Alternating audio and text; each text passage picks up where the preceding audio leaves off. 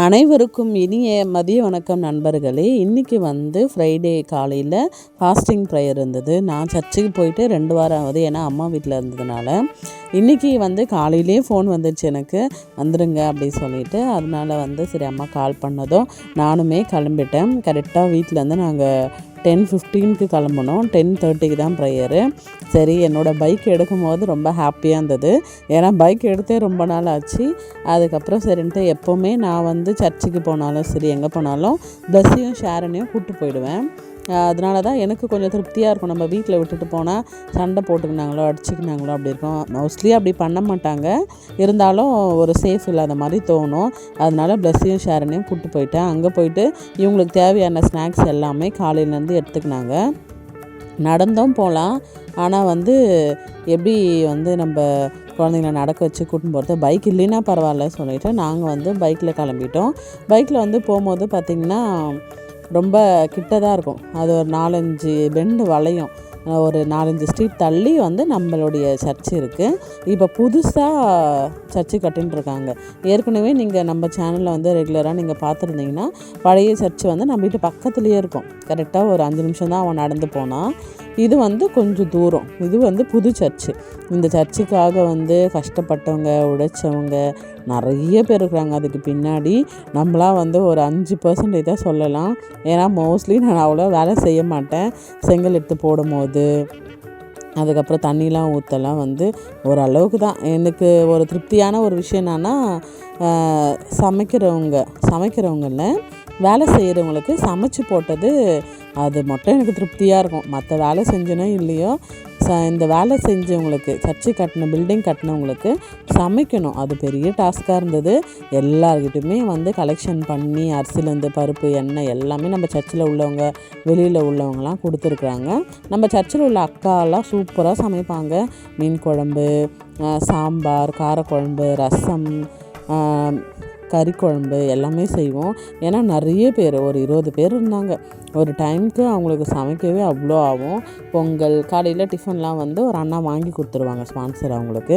அந்த மெமரிஸ்லாம் மறக்கவே முடியாது. அதுக்காக போட்டது தான் அந்த டென்ட்டு. அங்கே ஒரு டென்ட் இருக்குல்ல, அது. சர்ச்சுமே வந்துருச்சு. அதுக்கப்புறம் யாரும் வரல, இனிமேல் தான் ஒவ்வொருத்தராக வருவாங்க. நானுமே சர்ச்சு, நம்ம புது சர்ச்சில் காலை வச்சு ரொம்ப நாள் ஆச்சு. அதனால் கொஞ்சம் ரொம்ப மனசெல்லாம் ரொம்ப ப்ளசண்ட்டாக ஹாப்பியாக இருந்தது. அதுக்கப்புறம் பார்த்திங்கன்னா நாங்கள் போகிறோம். ஒரு இந்திக்கார தம்பி, ஒரு குட்டி பையன் இருப்பான். அவன் ஆன்ட்டி ஆன்ட்டி அப்படின்னு கூப்பிட்றான். அவன் பேசுறது இது வரைக்கும் எனக்கு தெரியவே தெரியாது. அவன் பேருமே எனக்கு தெரியாது. அதுக்கப்புறம் வரையாடா அண்ணன், இல்லை நீங்கள் போயிட்டு வாங்க, நான் வரேன்ட்டு ஆக்ஷன் மட்டும்தான் பண்ணான். ஏதோ சொன்னால், அது மட்டும் வரலன்னு சொல்கிறான்னு மட்டும் எனக்கு புரிஞ்சுது. சரி பத்திரமா வீட்டுக்கு போனாங்க, போயிட்டு அப்புறமா வரும், நீ நாளைக்கு அம்மா அப்பா கூட வீட்டுக்கு வா அப்படின்னு சொல்லிட்டேன் நான். அதுக்கப்புறம் போகணுன்னு பார்த்திங்கன்னா, நல்லா கிளைமேட் மே மாதம் மாதிரியே எனக்கு தெரியல. உங்களுக்கெல்லாம் எப்படி இருக்குது தெரியல, ஏன்னா வெயிலே இல்லை. ரொம்ப ஒரு சூப்பராக மழை டைமில் எப்படி இருக்குமோ அது மாதிரி தான் இருந்துச்சு. சுத்தமாக வெயில் இல்லை, ஆனால் ரொம்ப நல்லாவும் இருந்துச்சு. இது மாதிரி கிளைமேட் ஒரு சுறுசுறுப்பாக இல்லை, ஒரு சோம்பேறியாக தான் இருக்குது. ஒரு ஆக்டிவாகவே இல்லை. தூங்கலாமா, ரூம்லேயே இருக்கலாமா, அப்படி தான் இருந்துச்சு. அதுக்கப்புறம் சரி, ரொம்ப நல்லா இருந்தது. இது ஓவரால் எல்லா வேலையுமே முடிச்சுட்டு இப்போ டைல்ஸ், மார்பிள்ஸ் ஒட்டிகிட்டு இருக்காங்க வெளியே இந்த படிக்கட்டில். அதுக்கப்புறம் போனால் இதை பாதுகாத்துக்கிறதுக்காக பண்ணையாள் அப்படின்னு சொல்லிட்டு 2 பேர் இருக்கிறாங்க. அம்மாவும் அப்பாவும் இங்கே தான் இருப்பாங்க எப்போவுமே. அவங்க இருந்தாங்க. நிறைய மாங்காய், இது விட ஆனால் நிறையலாம் காய்ச்சிருக்குது. இந்த வாட்டி கம்மி தான் நினைக்கிறேன். அதுக்கப்புறம் எனக்கு தெரியல, ஆனால் எல்லா வருஷமும் கம்பேர் பண்ணும் போது இந்த வருஷம் கொஞ்சம் கம்மி தான். ஒரு மரத்துக்கே நிறைய மாங்காய் இருக்கும், அப்படிலாம் நான் பார்த்துருக்குறேன். எல்லா டைமும் என்ன பண்ணுவாங்க, எங்கள் சர்ச்சில் அறுத்து ஏலம் வைப்பாங்க. அதை நாங்கள் ஏலம் எடுத்துப்பாங்க சர்ச் மெம்பர்ஸு. அந்த காணிக்கையை சர்ச்சுக்கு கொடுத்துருவாங்க, அந்த ஏல காசை. ஆனால் இந்த வருஷம் எங்கள் ஐயர் என்ன பண்ணிட்டாரு, சூப்பராக எத்தனை மரமோ அத்தனை மரம், ஒரு 10,000 ரூபாய், அது மாதிரி 10 மரத்துக்கு 10,000 ரூபாய் குத்தகை விட்டுட்டோம். அவங்க ஒரு மாதத்தில் இல்லை ஒரு வாரத்தில் மாம்பழ கடலை வச்சுக்கிறாங்கல்ல, ஒவ்வொரு மரமும் ஒவ்வொரு மாம்பழம், ருமானி, அதுக்கப்புறம் செந்தூரா, அப்புறமேட்டு பங்கனப்பள்ளி, நீட்டு மாங்காய், கிளிமூக்கு மாங்காய் அப்படிலாம் இருக்குது. அதில் வந்து அந்த கிணத்து பக்கத்தில் ஒன்று இருக்கும், பச்சை கலரில் இருக்கும். ஐ திங்க் அது வந்து பங்கனப்பள்ளி தான். செம்ம டேஸ்ட்டாக இருக்கும். ஏன்னா ஒரு வாட்டி நான் இந்த சமையல் வேலை அங்கே செய்யும் போது தொப்புன்னு விழுந்துச்சு. சாப்பிட்டா அவ்வளோ டேஸ்ட்டாக இருந்தது, நல்லா பழமாக இருந்தது. யாருமே அதை பார்க்கவே இல்லை போல். இந்த கிணத்து பக்கத்தில் தான் இருக்கும் அது.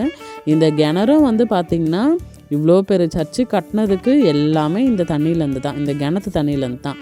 அதுக்கப்புறம் இங்கே சமையல் வேலை, அதுக்கப்புறம் செடிங்களுக்கு எல்லாமே வந்து இந்த கிணத்து தண்ணி தான் நாங்கள் வந்து யூஸ் பண்ணியிருக்கோம். ரொம்ப பாழடைஞ்சு போயிருந்தது.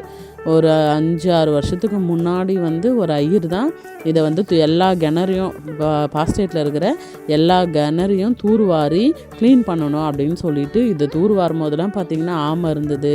நிறைய பாட்டிலோடு குடிப்பாங்க. அந்த பாட்டிலோடில் இதில் போட்டுருவாங்க போல். எடுக்க அவ்வளோ பாட்டிலோடலாம் வந்துச்சு.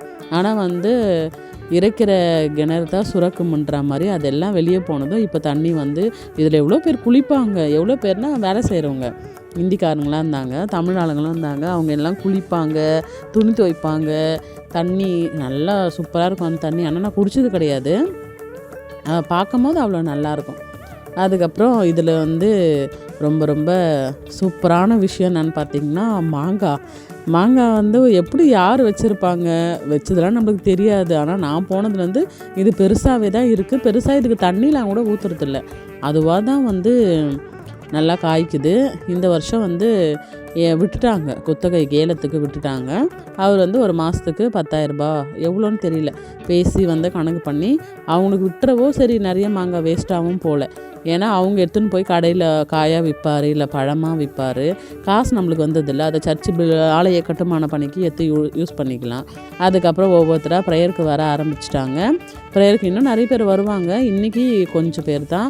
எப்போவுமே வந்து ஒரு சர்ச்சில் பெண்கள் ஜெபம் இருக்கவே இருக்கணும்.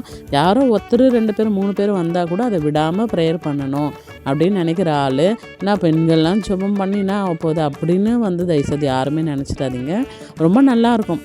ஜெபம் முடிச்சுட்டு எல்லோரும் வந்து ஒவ்வொருத்தரும் நல்லது கெட்டதில் ஷேர் பண்ணிப்போம். ஜாலியாக இருக்கும். அவங்கவுங்க ஸ்நாக்ஸ் எடுத்துன்னு வருவாங்க. பிஸ்கெட்டு, சுண்டல், டீ அது மாதிரி ஒவ்வொருத்தங்க எடுத்துன்னு வருவோம். அதெல்லாம் ஷேர் பண்ணி சாப்பிடுவோம். அதே மாதிரி இன்றைக்கி ஜெபமும் நல்லா முடிச்சுட்டு இவர் தான் அப்பா இங்கே கார்டன் பார்த்துக்கிறாருல, தோட்டத்தை பண்ணையால் சொல்லுவாங்க. அவருடைய பேர் வந்து ஈனோக்கு.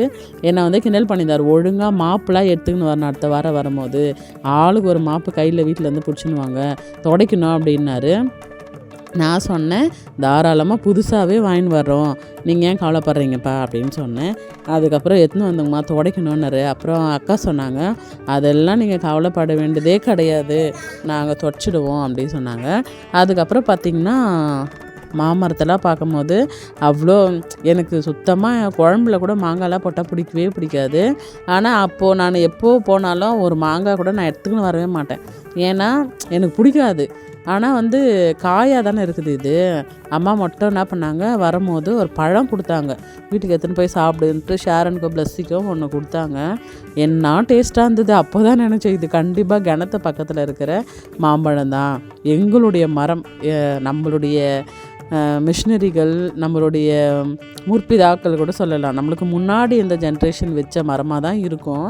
அது எப்போயுமே அதுதான் மரம் வைக்கணும் அப்படின்னு சொல்லுவாங்க. எவ்வளோ சுவையுள்ள, நிறமுள்ள, டேஸ்ட்டுள்ள ஒரு மரத்தை வச்சுருக்குறாங்க, மாமரத்தை.